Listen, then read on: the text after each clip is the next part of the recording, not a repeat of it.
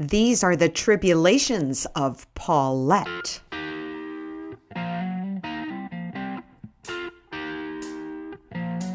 I'm gonna jump right into your heart. I'm gonna jump right into your heart.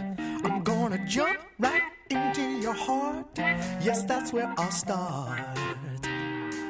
I'm gonna kiss my pretty lips. I know I'm going off the deep end, and I can't stop myself. I try to keep up appearances, but inside, I'm coming apart at the seams. Evidence this: I have a flirtation going with Brian, my liquor store delivery guy, so much so that I call the store constantly with the most remote need. A pint of Calvados, a fifth of Amaro Nonino, and sure, bring it over around 5 p.m. The appointed hour rolls around, and I'm ready. A little voice inside my head says, "What are you doing?" And then another little voice says, "Better lose the leggings." I'm a better friend with the second little voice. Brian is a specimen along the lines of my new neighbor Tom Brady.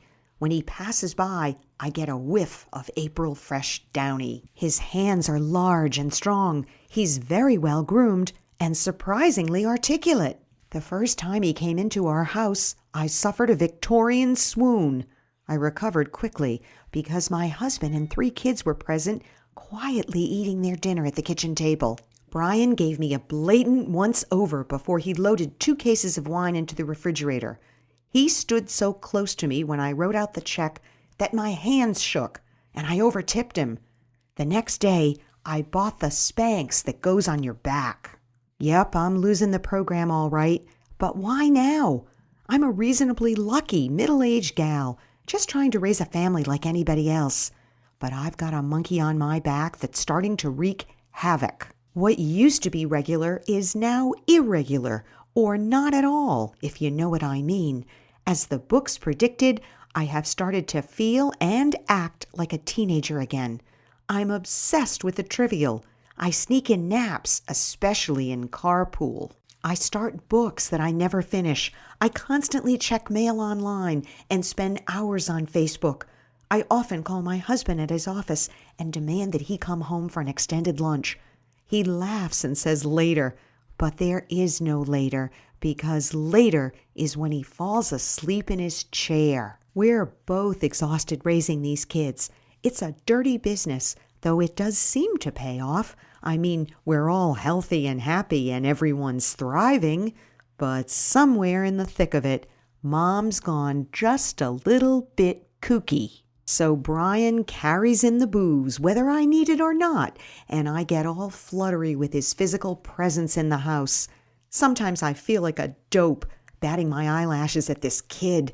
But he's so friendly and nice, and he seems so genuinely interested in me. What the hell? I learn that he's putting himself through pharmacy school. I lobby for CVS like a headhunter, touting our local Chestnut Hill store, which in actuality is the bane of my existence. I imagine that Brian could go from supplying my booze to supplying our drugs.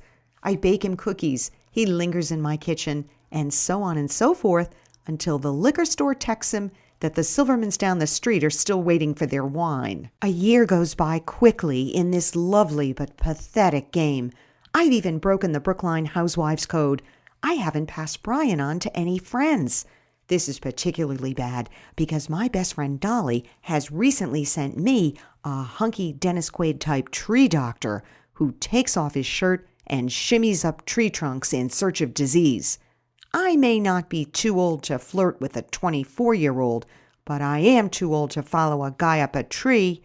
Think of the chafing.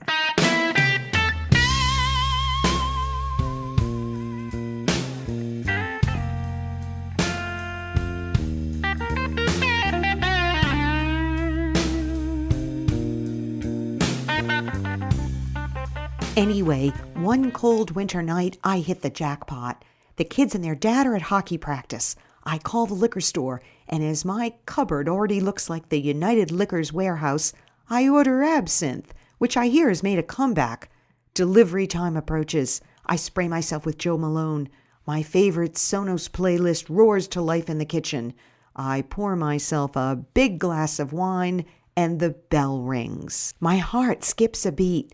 I check my teeth for lipstick skids and broccoli florets, and I go to the door. It's Brian, all right, but he's in great distress.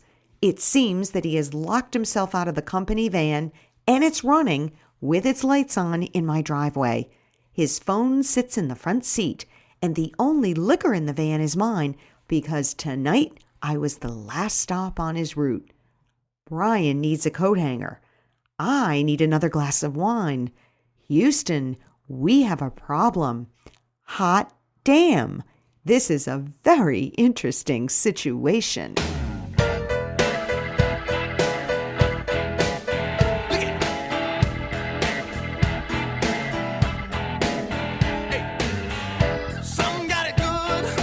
Music for this podcast is written and performed by Mr. Eric Fontana.